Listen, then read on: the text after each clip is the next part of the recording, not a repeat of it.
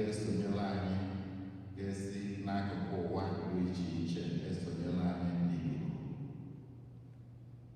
na ajamasị dị asọ nke tata.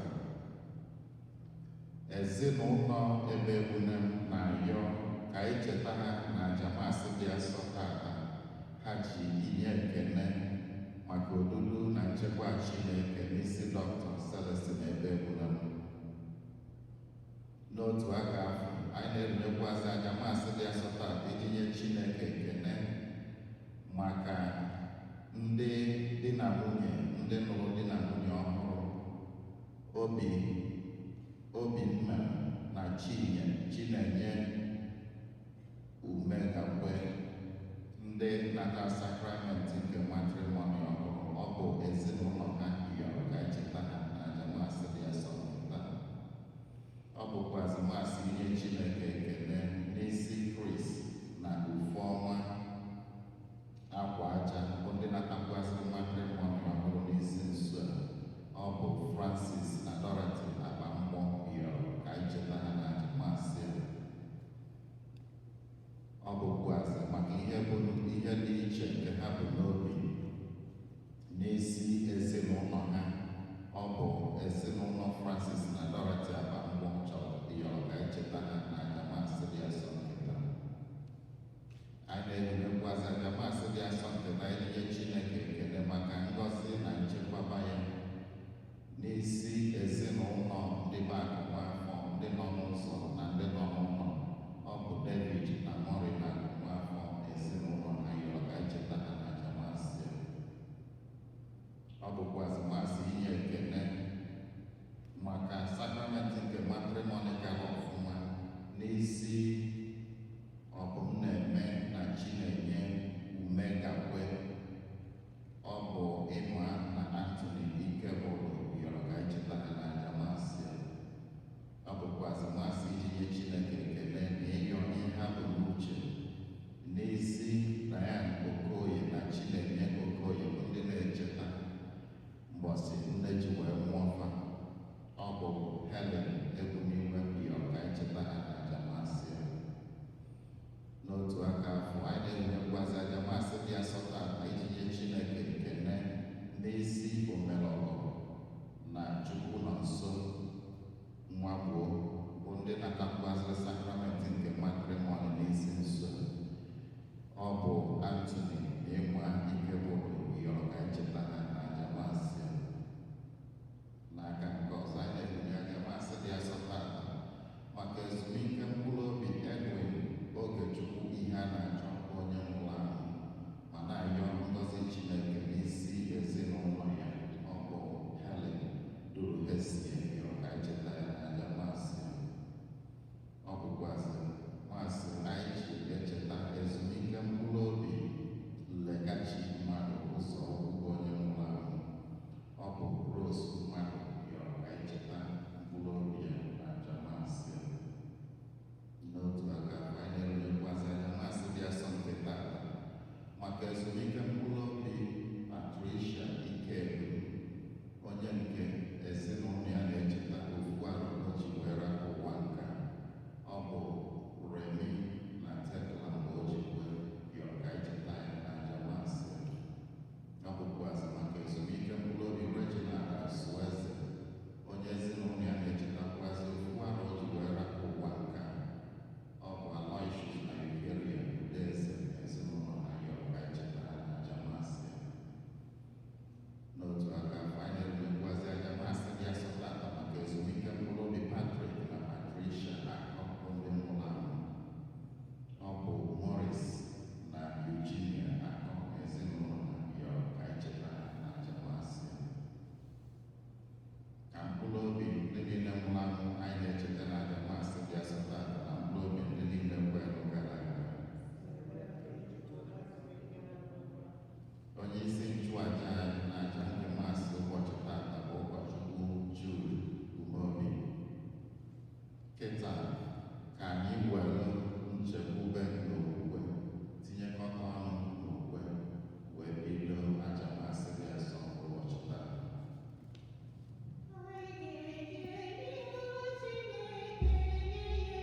Thank you.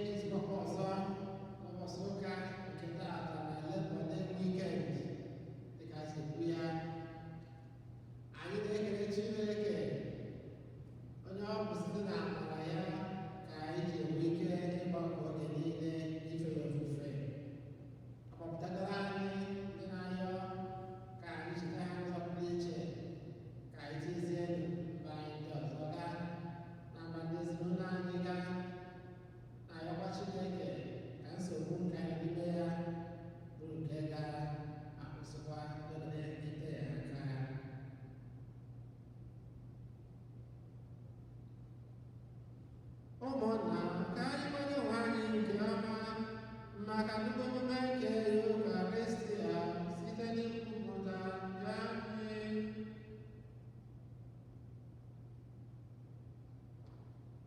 Onye bịara n'ụwa ịzọpụta ndị dọwara edowa, onye nwe anyị mee ebere.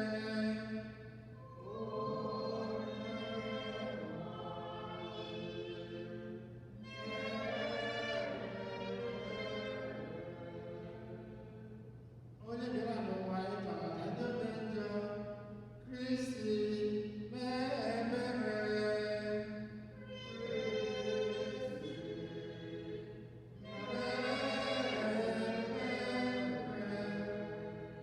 Onye nọ n'aka nri nna na-arịọtara anyị tupu arịrịọ, onye nwe anyị mee ebere.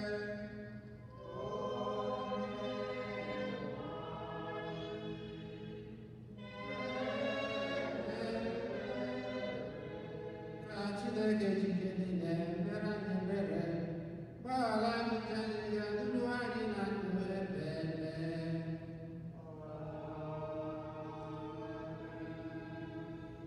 Otuto dịrị Chineke n'elu kacha elu.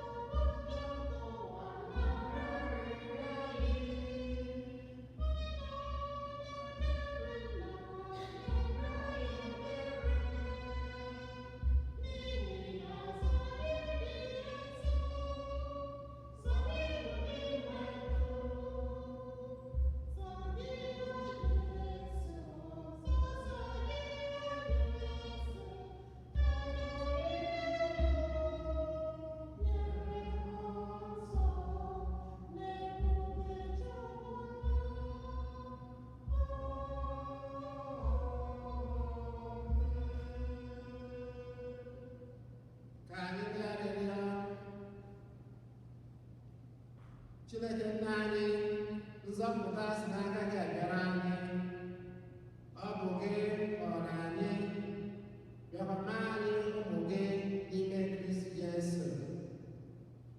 Were obiọma lekwasị anyị bụ ụmụ gị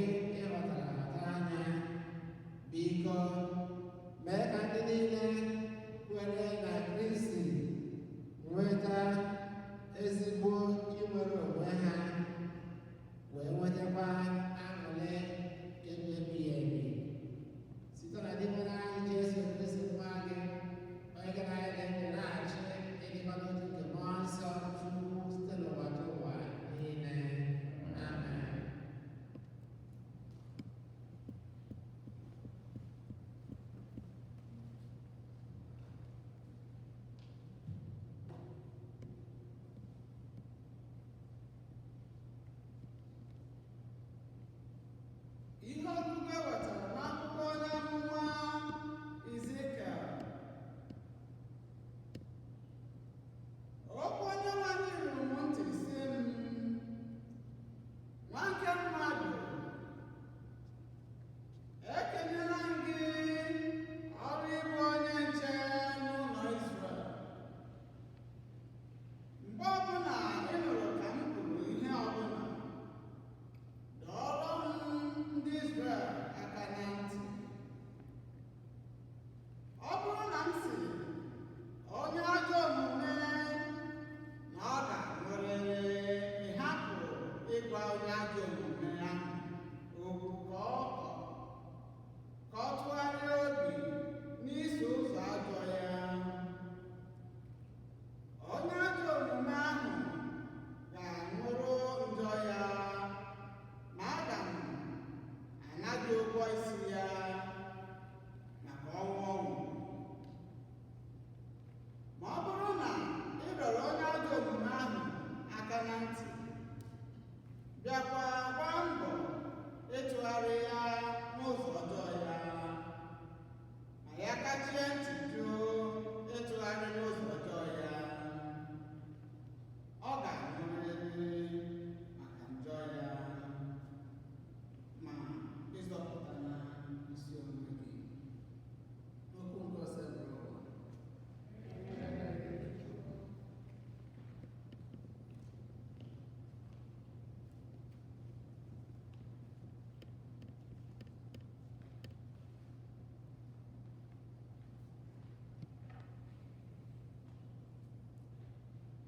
Abụ ọma na azịza ihe ọnụ ga-aza.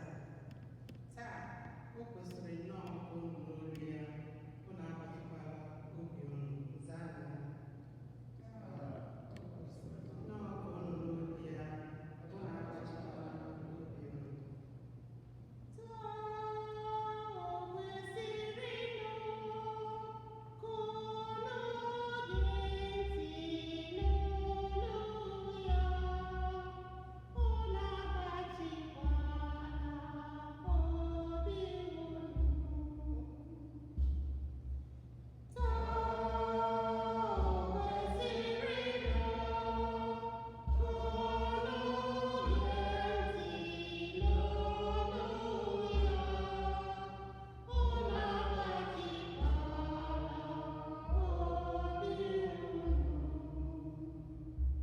Bịanụ ka anyị kwere Onyenwe anyị ukwu ọhụrụ, ka anyị too okwute nke nzọpụta anyị, ka anyị were inye ekele kpọrọ ya isi ala, bịakwa were obi aṅụrị bụọrọ ya abụ ọma.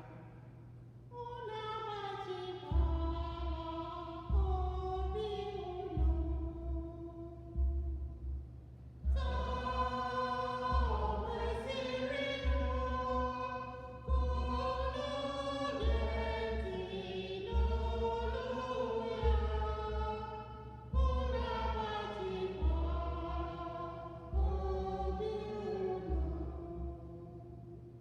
Bịanụ ka anyị sekpụrụ ya, bịakwa kpọrọ ya isi ala, ka anyị sekpụrụ n'ihu Onyenwe anyị, onye kere anyị.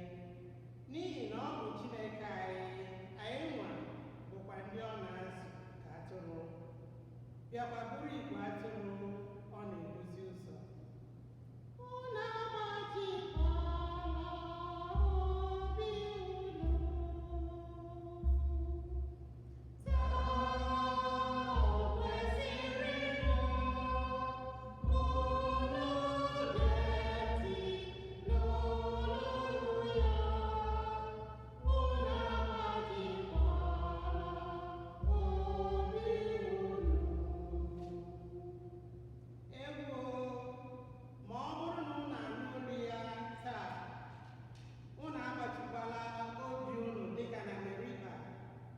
Dịka n'ụbọchị ahụ na Masa n'ime ọzara, ebe nna nna ụmụ ha nọrọ legha m, ha leghara m, ma ọ bụ eziokwu na ha ahụla ọrụ ebube m. Unu agbajikwala obi unu.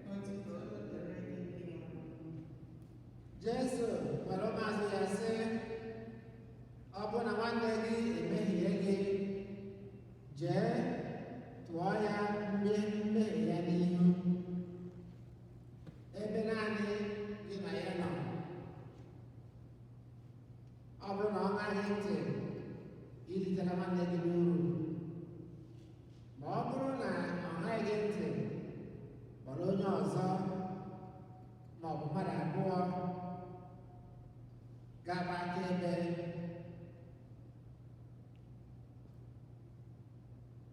n'ihe ọbụla unu kwuru, ọ bụrụ na ọ ṅaghị ha ntị gwa nzukọ. Ọ bụrụ na ọ ṅaghị ntị n'ihe nzukọ kwuru, were ya ka onye ala ọzọ ma ọ bụ onye ọnụ ụtụ. N'ezie, asị m unu, ihe ọ bụla unu kwupụtara na ekerela agbụ n'elu ụwa ga-abụ ihe ekerela agbụ n'eluigwe. Ihe ọ bụla unu kwupụtara na atọpụrụ agbụ n'elu ụwa ga-abụ ihe atọpụrụ agbụ n'eluigwe. Ọzọkwa, asị m unu, ihe ọ bụla mmadụ abụọ n'ime unu jikọrọ ọnụ wee ihe ọ na-emere, Nna m nọ n'igwe ga-emere ya unu. N'ihi na ebe mmadụ abụọ ma ọ bụ atọ zukọrọ n'aha m, ebe ahụ ka m nọ n'etiti ha. Oziọma ka o si bụ ụwa.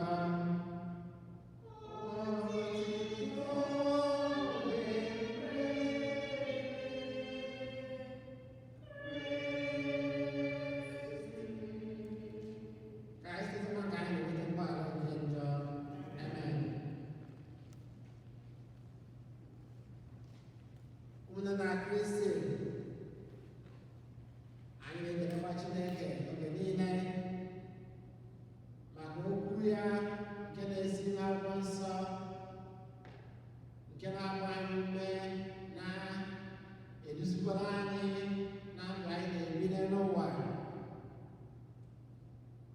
Ana m eche na ihe ọgụgụ nke abụọ ụbọchị tata esi n'akwụkwọ ozi Pọl sitegara ndị Rom.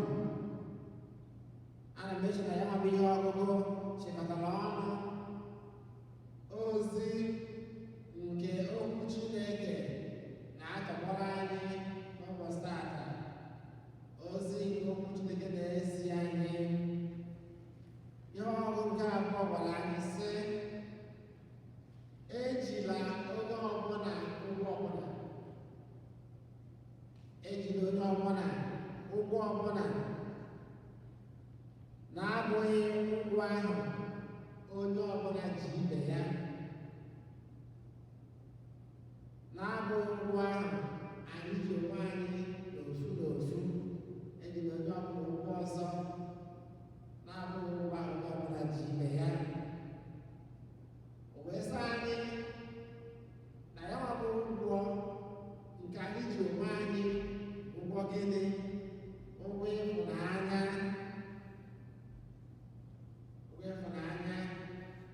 Ọ bụ ụgwọ imeso mmadụ ibe anyị ezi omume.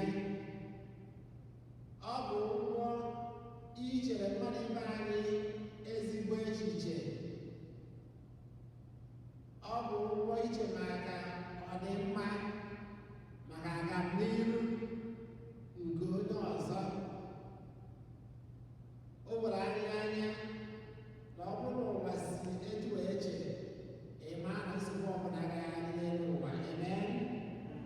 Agaghị enwe ọgbaghara, agaghị enwe ori, agaghị enwe ịnụ agha dị iche iche na obi mmadụ na ihe ndị ọzọ dị iche iche na nsogbu ebe niile. Ugbu a, ịma na ụwa ga-abụ ezi obibi, ebe obibi maka onye ọbụla. Ya ma ọ bụ nnukwu ozi ka ya wapụ ọgụ nke abụọ na-atọgbara anyị n'ụbọchị tata. Iwu nke Chineke niile dịka anyị si malụ kwadoro okwu na ya wapụ iwu nke ịfụnanya, iwu nke ichere onwe anyị ezigbo echiche.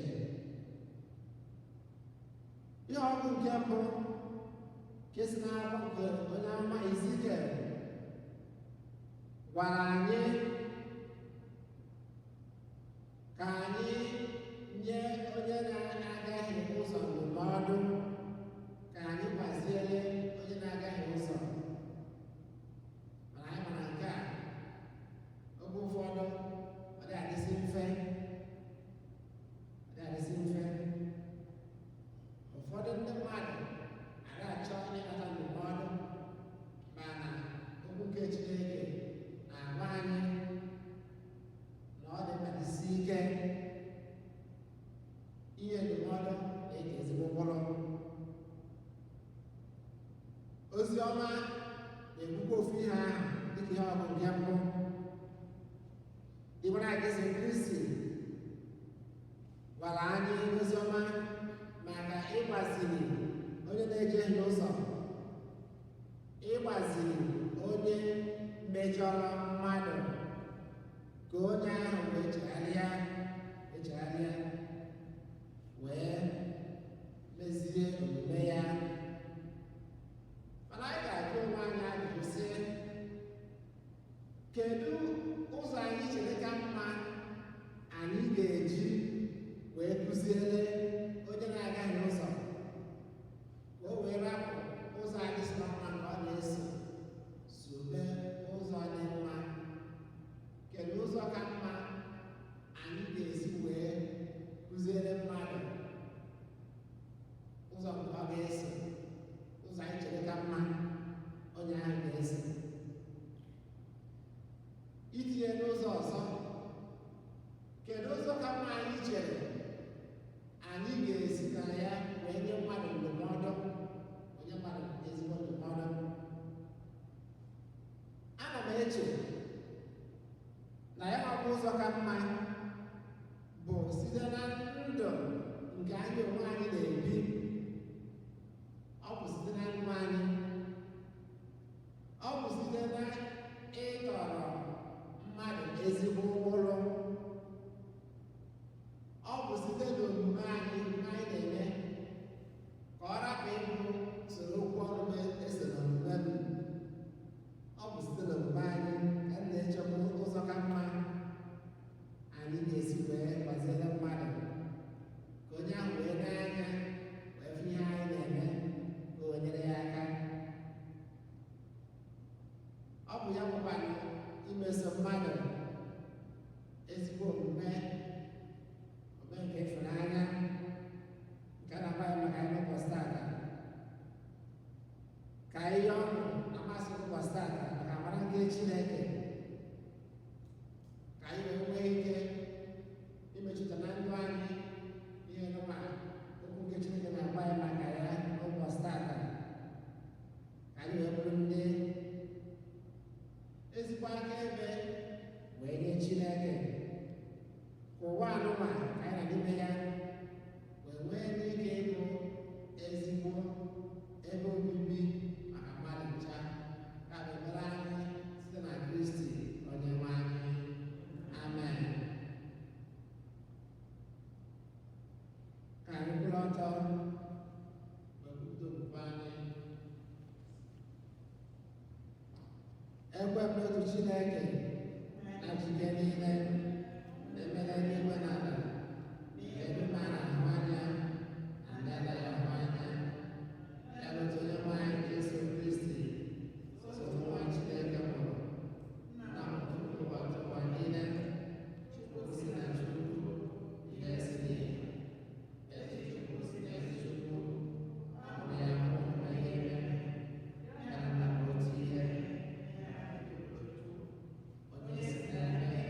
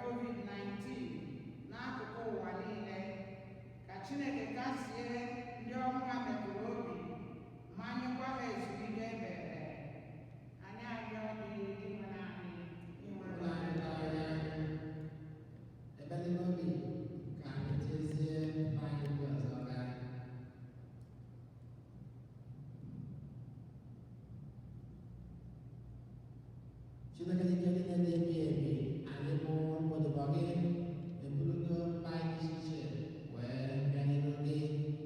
Biko anyị na-ayọkọsị gị nchekwaba gị na mgbaziri gị na ndụ anyị oge ncha site na Kristi Onyenwe anyị.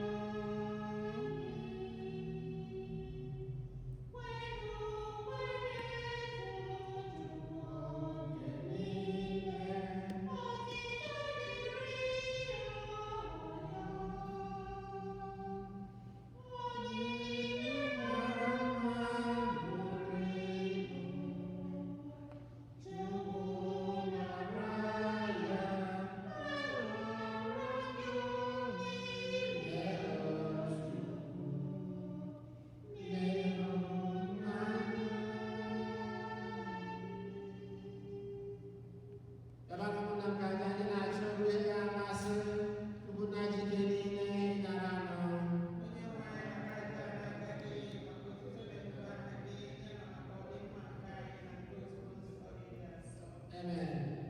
Chineke onye ntọala ndị ji obi ọcha na udo efe gị site n'oge anyị na-eketa n'emume nke a, biko mee ka ezigbo ofufe anyị jikọrọ ọnụ wee na-efe gị bịa ruo n'ihu ebube eze gị ka o wetara anyị mkpụrụosi ike na ịdịkọ n'otu mgbe niile site na Kristi Onyenwe anyị.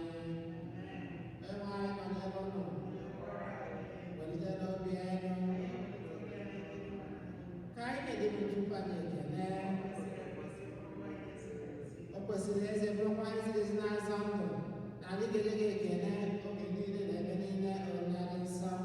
Chineke jike niile onye ụwa ụwa site na Kristi n'inwere anyị, onye jiri ihe ebere o nwere maka mmehie mmadụ were ka abụọ ya na Virgin Maria. Ọ gbapụtara anyị n'ọnwụ ebe ebe site n'ọnwụ ọ nwụrụ n'elu obe, bịa si na mbilite n'ọnwụ ya nye anyị ndụ ebe ebe. N'ihi nke a anyị na-eso igwe ndị mama niile nke eluigwe na-ete ebube gị oge niile n'ukwe na-asị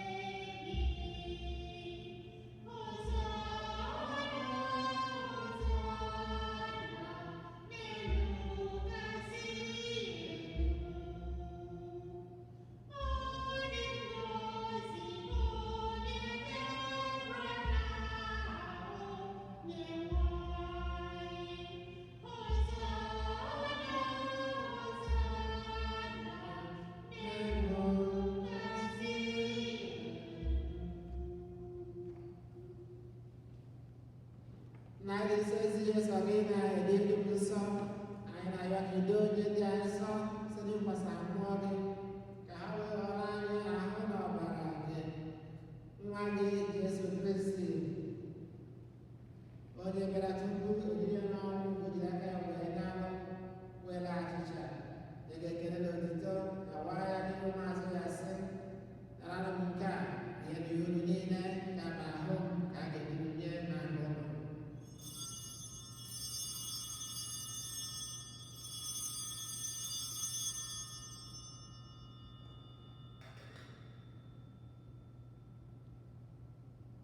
Etu ahụ ka o si mee mgbe a chọrọ nye anya sị unu iko mmanya nyekwa gị ekele na otito n'ihu maazị ya sị nara unu nke a ṅụọ n'ihu niile ka biko nke ọbara m nke ọbara ndụ ọhụrụ dị ebe a ga-agba ya n'ihi unu na n'ihi mmadụ niile ga-enwekwa ahụ ụjọ na-emerụ nke a na ncheta ndị a.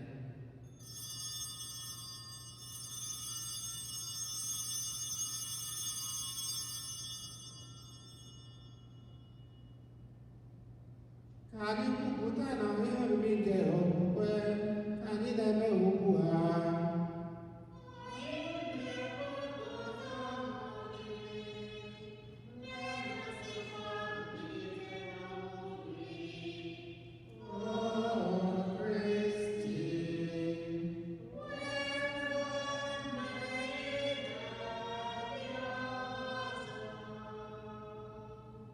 Na-anachila nke ọnwụ na dịka ọnwụ nke nwa gị anyị ebighachi gị ndụ n'iko nke nzọpụta.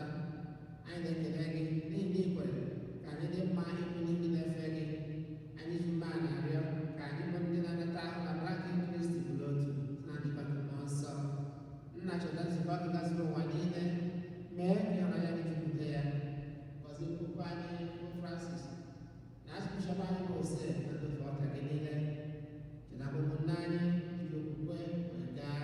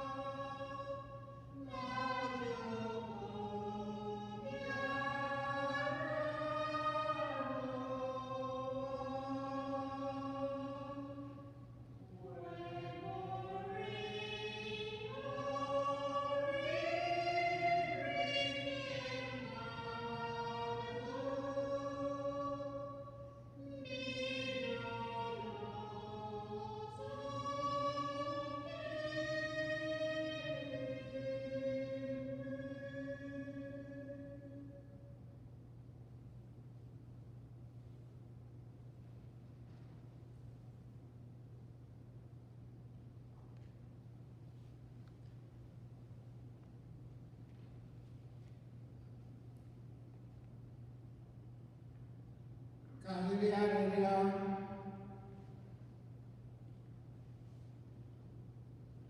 Onyenwe anyị, okwu gị na oriri nsọ gị na-enye ndị kwere na gị nri, na-enyekwa ha ndụ. Etu anyị si mezuo emume àjà nwa gị hụrụ n'anya nyere anyị, sikwa etu a mee ka anyị rite uru isonye na ndụ ya mgbe niile site na Kristi Onyenwe anyị. Amen.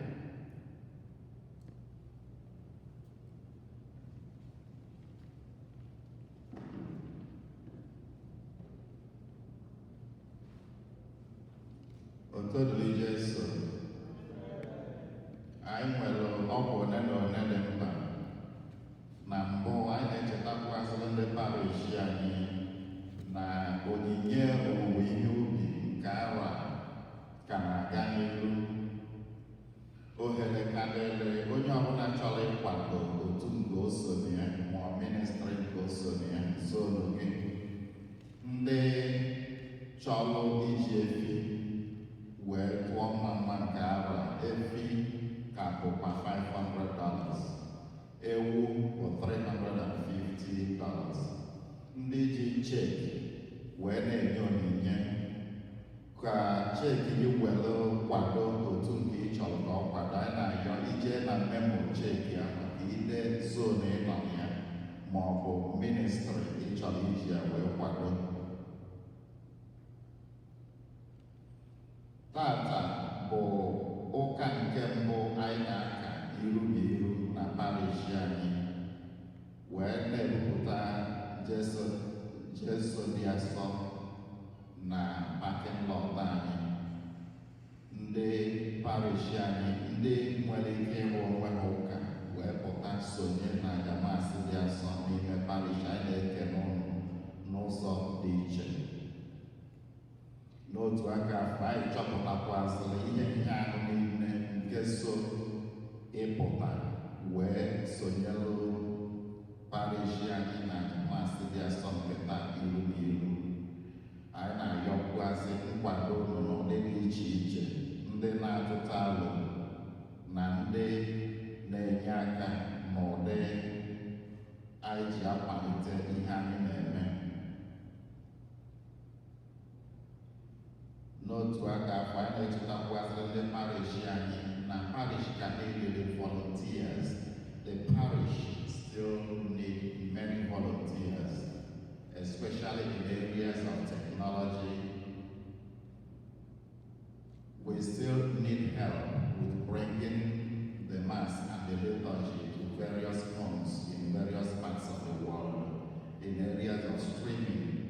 So ndị nwere ike inyere anyị aka na Facebook ma ọ bụ YouTube ma ọ bụ na webụsaịtị ịkwalite ozi ọma Kristi etu esi na-agbasi ya n'ikuku. Anyị na-ayọ ndị dị etu a ka ha kpọtụrụ parish office.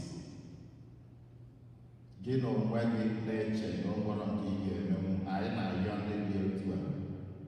Ọ bụrụ na ị na-esonye ajamasị dị asọ n'Igbo, ọ bụrụ na YouTube, anyị na-ayọ ndị dị otu a inenesi amasị anyị, share with your friends. Ọ bụrụkwana na ị nọ na Facebook, share with your friends. There is no greater gift to share than the gift of your faith. Anyị na-echetakwazị ndị niile chọrọ isonye na catechism class nke confirmation ma ọ bụ ndị nne na nna ndị nwere ụmụaka dị otu a ka kaba arụkpọ parish office. Oge na-agazikwa maka na ọ bụrụ na ụka na-abịa ngafe ụka ọzọ ka catechism class ha ga-ebido Septemba 20 ka confirmation class ga-ebido. Ndị nwere mmasị isonye na klaasị a ma ndị nne na nna nwere ụmụaka dị otu a ka ha kpọtụrụ parish office. Na ngwụcha, anyị na-ekelezi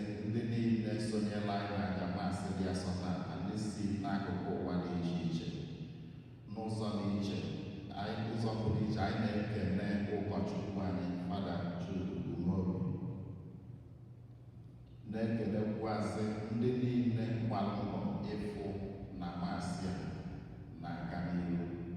Otu dịrị Jesu.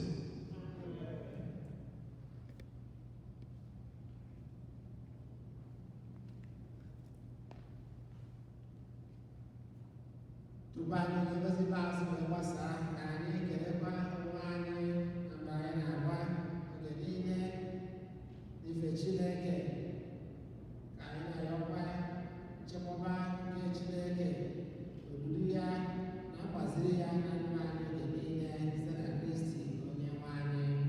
Amen. Onye nwe anyị nọnyere unu. Ka Chukwu Chike niile